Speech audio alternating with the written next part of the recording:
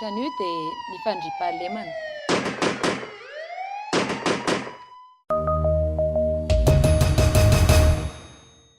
Efa niara-ny asan-jiolahy ve ianao? Raha eny, inona no endrik'ilay asa ratsy? Efa niala. Akomboko betabe tadina ilay dia nirenina koa anankiray sisa navela tao hoe io pio miaraka amin'ny zanany kely betabe. Saka halatra ovy. Misy namaky ny tranonay dia nivakiny daholo, nilasany daholo ny vilany rehetrarehetra tao, ny sakafo, ny vary, sy ny anona.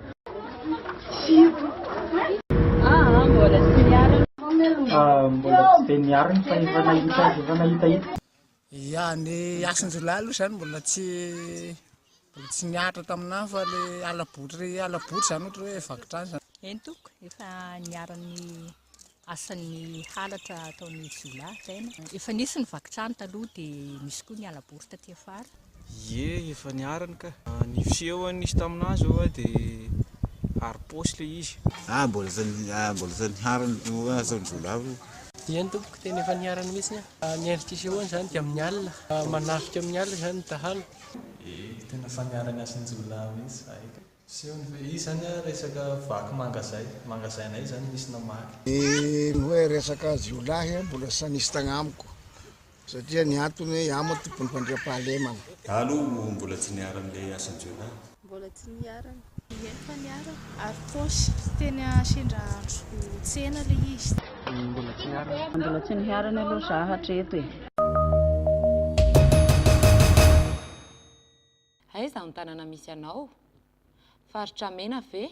Nipiravina izay mipetraka. Ny ankapobeny aloha izy azo faritra mena. Takely. Ety antany fotsikata masolasaina hoe milamina koa sisa amin'ny ankapobeny. Tanàna misy anazy Sonerana Fianaratsoa, tsy faritra mena aloha. Faritra Venambohitra. Misy zaonina roa izy amin'ny faritra tsimotsimony Ambohitra misy zaonina roa izy. Faritra tany Fianaratsoa moa izany misy anay. Izy aloha tsy faritra mena. Ny faritra misy anazy izany dia eto Fianaratsoa, tsy faritra mena ny toerana misy aloha. Faritra misy amiko izao Fianaratsoa.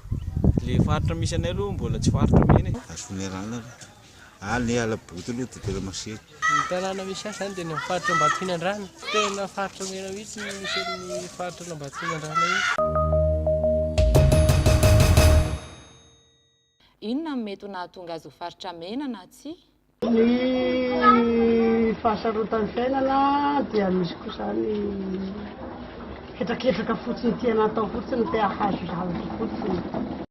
Satria eo amin'ny faritra mena misy quartier hoe fidividin'ilay olona izany hoe ategna mpanao cash-point, ilay hoe mitondra vola mody isan'andro sahala amin'izay. Ny azo lazana azy hoe tsy faritra mena moa izany dia satria izany tsy misy an'ireny hoe tahaka ny any ambanivohitra ireny moa izany dia misy ilay hoe asan-jiolahy dia koka isan'andro andrakalina ireny izany dia izay no azo lazana azy hoe mbola tsy faritra mena aloha. Araka ny hevitrao, inona no mety vahaolana? Tokony asiana olona mpiambina isaky ny hariva izany. Dia samy manana sifflet daholo zareo mba afaka miantso fofony olona hoe misy mpangalatra re. Ny tokony ho vahaolana izany dia voalohany indrindra aloha araka ny fieritreretako amaren'ny mpianakavianana dia tokony atao izay fanakaikezany zanaka sy ny ray aman-dreny, indrindra ny fotoana ahitana an'ilay zaza hoe ao anatin'ny tena fialan-tsakany.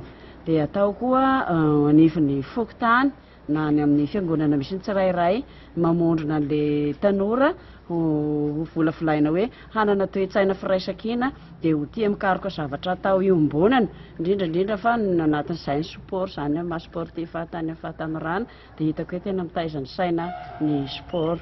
Dia tokony hoentanina izany isaky ny fokontany mba avondrina ilay tanora dia zana mba hanao sport mba hitadiavana activité hoe tsy saratsarana izany na tonga ny sasany hoe ho voasarisarika amina zava-mahadomelina satria izay manko izany tena poizina ho an'ny tanora.